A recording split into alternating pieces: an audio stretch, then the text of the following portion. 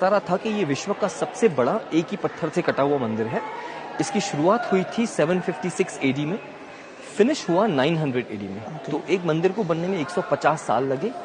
बोला जाता है कि 6 पुश्तों ने एक ही मंदिर के लिए काम किया था।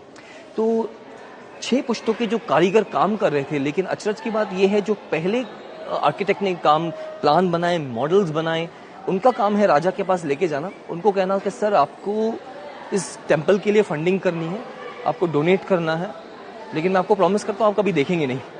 तो कौन ऐसी चीज के लिए पैसे देगा? मैं तो नहीं दूंगा।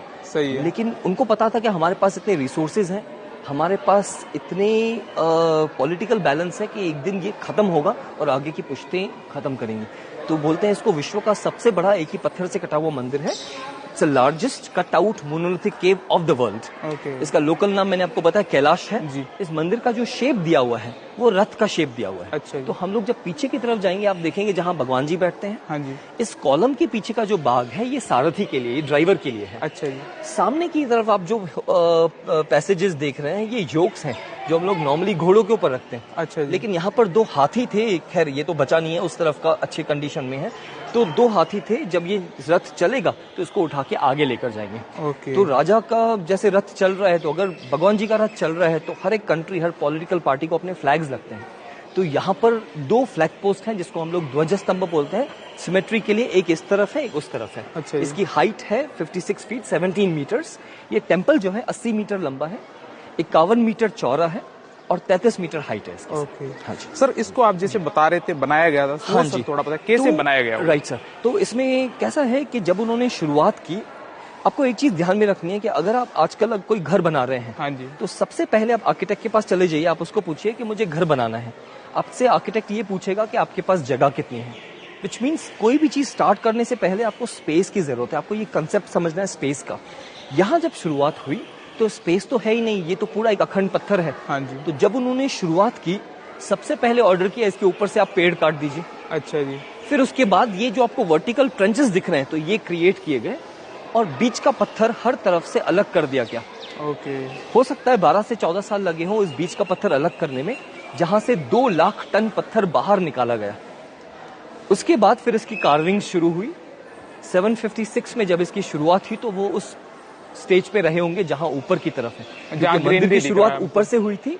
फिर नीचे उन्होंने खत्म किया। तो जहां हम लोग खड़े हैं ये आखिरी का भाग है। ओके। तो नॉर्मल क्या होता है आर्किटेक्चर, हम लोग अगर घर बनाते हैं आप नीचे से ऊपर जाते हैं, यहाँ पर ऊपर से नीचे आए और पीछे से सामने की तरफ आए, क्योंकि मंदिर का स्लोप जो है वो इस तरफ से है।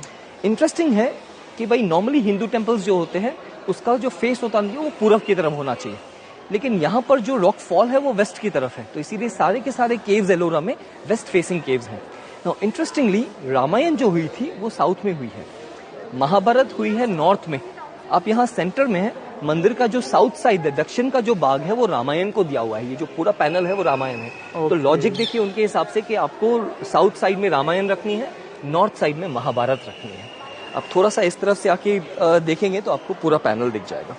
सर रामायण में सबसे पहले रो की बात कर रहा हूँ। आप देखिए राइट साइड में 2 लोग बैठे हुए हैं। अगर आप जूम करेंगे तो आपको अच्छे से दिखेगा। 2 लोग बैठे हुए हैं, उनके सामने एक आदमी झुक के नमस्कार कर रहा है। हाँ जी। तो जो झुक रहे हैं वो राम है, अपने पिता से आज्ञा ले रहे हैं बनवास जाने से पहले वो जाते हैं हाथी पे, फिर घोड़ों पे, फिर पैदल, फिर सिटी की गेट आती है। आखिरी में देखिए नाव है, कैवट, जहाँ शरयू नदी खत्म होती है वहां से उनका बनवास शुरू होता है। वापस उसी गेट पे आ जाइए, जो हमने फर्स्ट लाइन में गेट लेक देखी, उसी के नीचे सेकंड लाइन में देखिए, सेंटर में लक्ष्मण दिखेंगे आपको जो शूर्पणखा का नाक काट रहे हैं यहाँ पर। हाँ जी।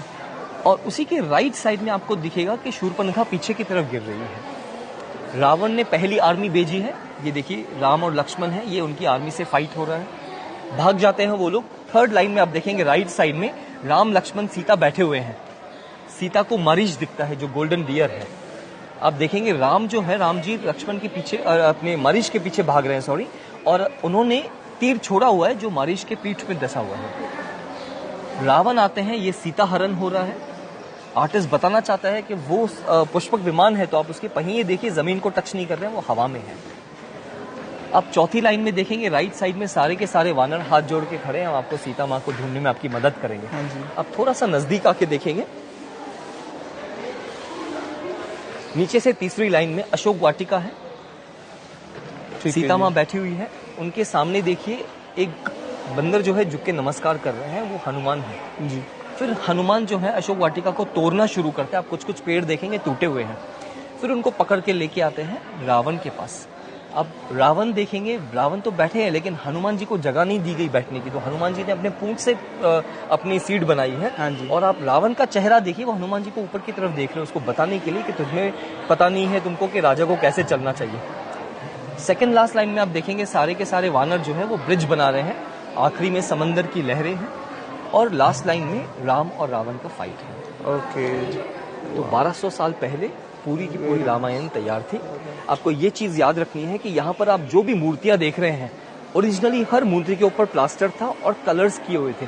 तो हमने जैसे वहाँ लक्ष्मी जी देखे, यहाँ जहाँ जो भी आप फिगर्स देख रहे हैं, तो इन फिगर्स के ऊपर प्लास्टर था और कलर्स किए हुए थे। ओके। लेकिन पानी से, हवा से कलर्स बचे नहीं हैं। हालांकि एलोरा का ये सबसे मुख्य गुफा थी, इसको 3 बारी पेंट हुआ। सबसे पहले 10वीं शताब्दी में जब ये फिनिश हुआ था, दूसरी बारी हुआ था 12वीं शताब्दी में, आखिरी बारी करवाया था इंदौर की महारानी अहिल्याबाई होलकर ने। तो अगर आप ऊपर की तरफ देखेंगे, यहाँ पर कुछ कुछ जगह पे आपको प्लास्टर और कलर्स दिखेंगे। हाँ जी, तो ये 18वीं शताब्दी के हैं, ये अहिल्याबाई होलकर के समय के हैं। लेकिन जब हम लोग अंदर जाएंगे बाद में, तो मैं आपको दिखा पाऊंगा कि 10वीं शताब्दी की पेंटिंग्स भी बहुत ब्यूटीफुल है। अच्छा। यहाँ पर आपको जो एनिमल्स दिख रहे हैं ज्यादातर हाथी हैं, अच्छा, सिंह है। हाथी सिंबलाइज करता है इंडियन आर्ट में प्रॉस्पेरिटी का। सिंह जो है पॉलिटिकल पावर का। देखिए जहाँ राजा बैठता है उस जगह को हम लोग सिंहासन बोलते हैं, वो सिंह का आसन है। तो पॉलिटिकली स्टेबल आपको राजा चाहिए और पैसा चाहिए, तब जाके ऐसी चीजें बनती हैं। तो यहाँ पर आपको सिंह और हाथी है। कुछ कुछ और भी हम लोग आगे दानव देखेंगे आगे चल के, तो उस तरफ से है सर। आइए, यहाँ पर एक बहुत ही इंटरेस्टिंग पैनल है, उस तरफ से मैं आपको दिखा देता हूँ सर। रामायण से पहले की बात है, रावण की इच्छा थी कि अपने सौतेले भाई कुबेर के ऊपर उसको जीत हासिल करनी है। तो रावण जाते हैं, कुबेर के ऊपर जीत हासिल करते हैं, पुष्पक विमान लेके वापस आ रहे हैं। अब शिव भक्त तो है ही। अब देखिए 10 सर जो है सिंबॉलिक होते हैं इंटेलेक्चुअल सुपीरियरिटी का, 20 हाथ हैं पावरफुल है। तो अब पैसे आ गए, तो ये जो कॉम्बिनेशन है इसमें ईगो आता है।